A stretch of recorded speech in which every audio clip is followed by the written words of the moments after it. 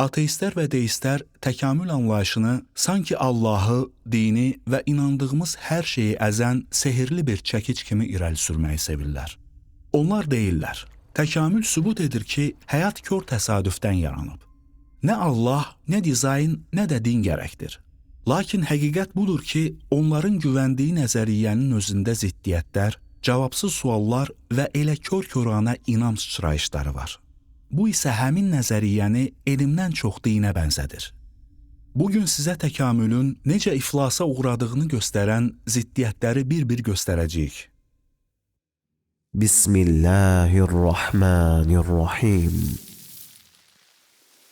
Mərhəmətli və rəhimli Allahın adı ilə.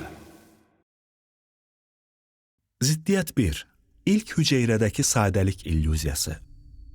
Ateistlər deyir, həyat sadə başladı, sadəcə bir hüceyrədən ibarət idi və oradan inkişaf etdi. Amma doğrudanmı bir hüceyrə sadədir? Əlbəttə ki, bu cahillikdir. Çünki tək bir hüceyrə enerji təminatı sistemi, rabitə şəbəkəsi, təmir mexanizmi, kodlaşdırılmış təlimatlarla dolu, elə ilk gündən qüsursuz işləyən tam avtomatlaşdırılmış bir zavod kimidir. O hüceyrə Lego deyil, daha çox mikroşəhərə bənzəyir. Hətta Richard Dawkins belə hüceyrənin dizayn edilmiş kimi göründüyünü etiraf edib. Biologiya bir məqsəd üçün dizayn edilmiş kimi görünən mürəkkəb şeylərin öyrənilməsidir. Bruce Alberts belə demişdir. Doğrudan da bütün hüceyrəni mürəkkəb, bir-birinə bağlı istehsal xətləri şəbəkəsini özündə cəmləyən bir zavod kimi görmək olar ki, onların hər biri böyük zulal maşınlarından ibarətdir. Bəs deyin görək, bu qədər mürəkkəb quruluş bir-birinə dəyən təsadüfi molekullardan necə əmələ gəlir? Əgər iddia edirsinizsə ki, o hüceyrə təsadüfən birdən-birə meydana gəlib, deməli siz artıq möcüzəyə inanırsınız.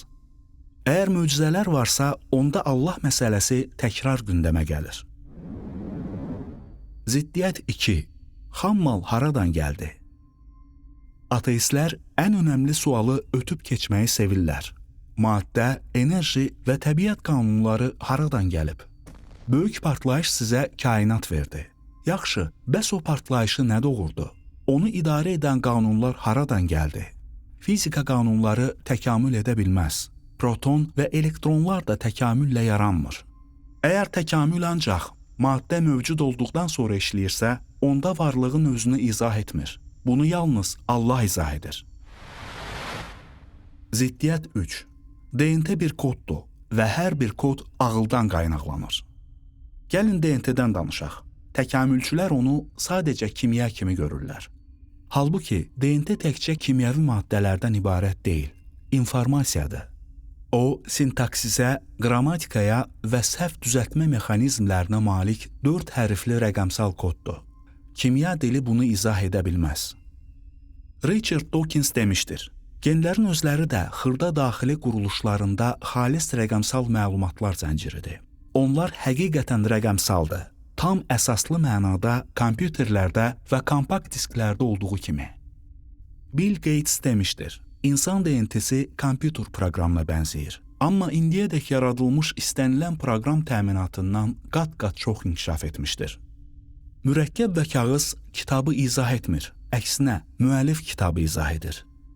Eləcə də molekullar həyatın proqramını izah etmir. Bu, birbaşa proqramçıya işarə edir. Deməli, ateistlər kainatın ən qabaqcıl kod sisteminin öz-özünə yazıldığını inanmalıdırlar. Bu isə elm deyil, kör inancdır. Ziddiyyət 4. Təsadüfi mutasiyalar yeni sistemlər qurmaz. Bizə deyirlər ki, mutasiyalar və təbii seçmə bakteriyadan Beethovenə qədər hər şeyi qurub. Amma mutasiyalar köçürmə xətalarıdır. Xətalar isə sistemi pozur, yaratmır. Bəli, kiçik dəyişikliklər mümkündür. Antibiotika davamlılıq, ispinozların dimdiklərindəki fərqlilik və s.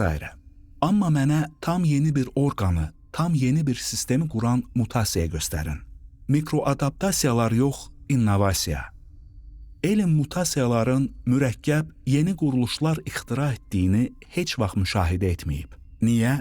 Çünki nizamsızlıq nizam ixtira etmir. Kitabdakı hərfləri qarışdırsan, daha yaxşı kitab əldə edə bilməzsən. Əksinə, cəfəngiyyət olar. Mota Kimura demişdir. Etiraf edilməlidir ki, kodlaşdırıcı bölgələrdəki mutasiyaların əksəriyyəti zərərlidir. Lynn Margulis demişdir. Təbii seçmə aradan qaldırır, bəlkə də qoruyur, amma yaratmır. François Jacob demişdir. Təbii seçmə mühəndisin işlədiyi kimi işləmir.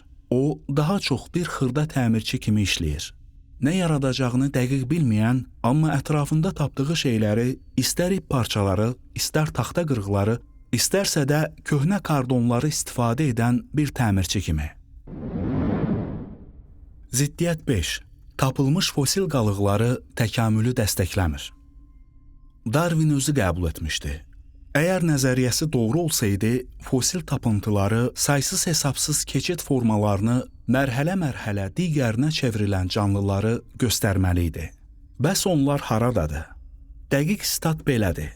Geologiya şübhəsiz ki, belə incə dərəcədə mərhələli orqanik zəncirini üzə çıxarmır və bu, bəlkə də nəzəriyyəmə qarşı irəli sürülə bilən ən açıq və ciddi etirazdır. Stephen Jay Gould demişdir. Fosil tapıntılarında keçid formalarının son dərəcə nadir olması paleontologiya elminin peşə sirri olaraq qalır. Bu məntiqə görə sanki heçdən öz-özünə əcdadsız tam formalaşmış mürəkkəb canlılar peyda olur. Mürəkkəb gözlü trilobitlər ilk gündən tam formadadır. Həmçinin qanadlı quşlar və pulcuqlu balıqlar. Təkamül nəzəriyyəsi həyatın pillə-pillə yavaş-yavaş inkişaf etdiyini iddia edirdi. Amma fosil qeydləri bunun əksinə olaraq canlıların qəfil və tam formalaşmış şəkildə ortaya çıxdığını göstərir. Bu isə kör təkamülə yox, yaradılışa uyğundur. Ziddiyyət 6. Azaldıla bilməyən mürəkkəblik. Məsələn, bakterial qamçını götürək. Rotor, stator, halqa və ötürücü mildən ibarət mikroskopik bir motor. Bu hissələrdən birini çıxarın. Bütün sistem dayanar. Yarım motoru necə təkamülləşdirirsiniz? Bəs yarımçıq bir qanad və ya natamam bir göz necə təkamül edə bilər? Bu sistemlər ancaq bütün hissələr birlikdə olduqda işləyir. Darwin demişdi ki, əgər elə bir orqan tapılsa ki, saysız-hesabsız ardıcıl xırda modifikasiyalarla yarana bilməsin, nəzəriyyəsi çökər. Bax, biz belə saysız nümunələr tapmışıq. Onun nəzəriyyəsi çökməlidir. Stat, əgər elə bir mürəkkəb orqan mövcud olduğu sübut edilsə ki, bu, saysız-hesabsız ardıcıl xırda dəyişikliklər nəticəsində yarana bilməz, mənim nəzəriyyəm tamamilə çökər. Michael Behe demişdir. Mən azaldıla bilməyəcək qədər mürəkkəb deyərkən bir-biri ilə ahəngdarlıq yaradan və qarşılıqlı əlaqədə olan bir neçə hissədən ibarət vahid bir sistemi nəzərdə tuturam ki, bu hissələr əsas funksiyaya xidmət edir. Hissələrdən hər hansı birinin çıxarılması isə sistemin faktiki olaraq fəaliyyətini dayandırmasına səbəb olur. Ziddiyyət 7. Təkamül dizaynla uğurlayır. Hətta bir adaptasiya nümunəsi göstərsəniz belə, yenə yaradılmış düzəndən, dizayndan borc alırsınız. Niyə? Çünki təbii seçmə yalnız artıq mövcud olanla işləyə bilər. Yaratmır, redaktə edir. Kompüter kod sətirlərini silə bilər, amma özü özünə yeni proqram yaza bilməz. Eyni ilə iddia edilən təkamül kəsir və dəyişdirir. Amma ilkin məlumat əvvəldən olmalıdır. O ilkin məlumatı kim yazdı? Kör təsadüf, yoxsa ağıllı yaradan? Ziddiyyət 8. Təkamül şuuru, əxlaqı və mənanı izah etmir. Gəlin ateistlərin iddia etdiyi bütün bioloji mexanizmləri qəbul etdiyimizi fərz edək. Yenə də dərin reallıqlar cavabsız qalır. Niyə insanlarda şuur var? Niyə həqiqət, gözəllik, ədalət haqqında düşünürük? Niyə Allah barədə suallar veririk?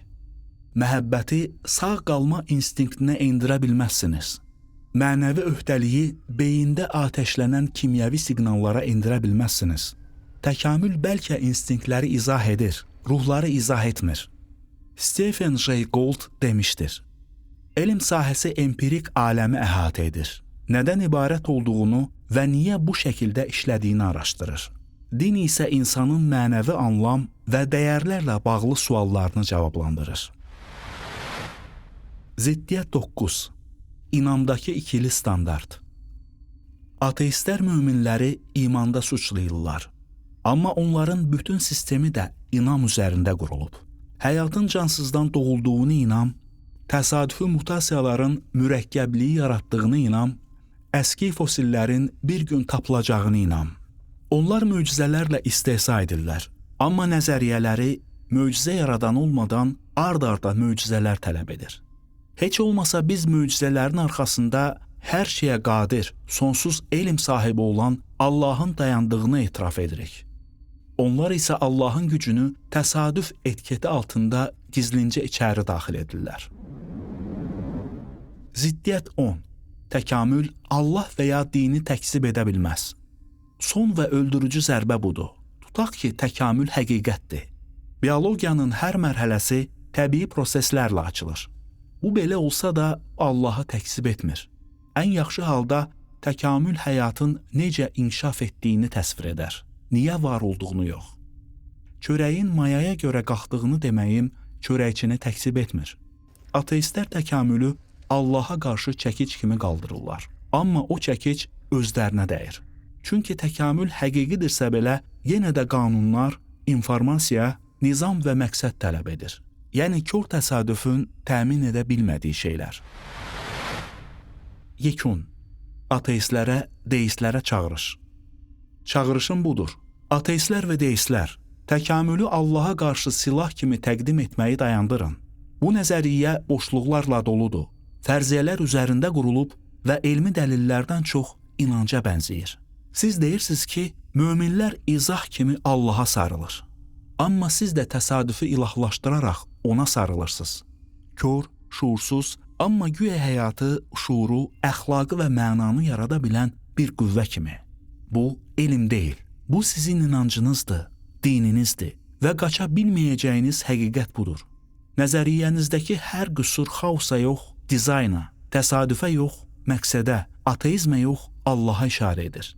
Əgər doğrudan da məntiqə, dürüstlüyə və dəlilə inanırsınızsa, qaçmağı dayandırın. Dəlillərlə üzləşin. Təkamül Allaha inkar edə bilmir. Təkamül doğru olsaydı belə, yenə birbaşa ona Allaha işarə edərdi.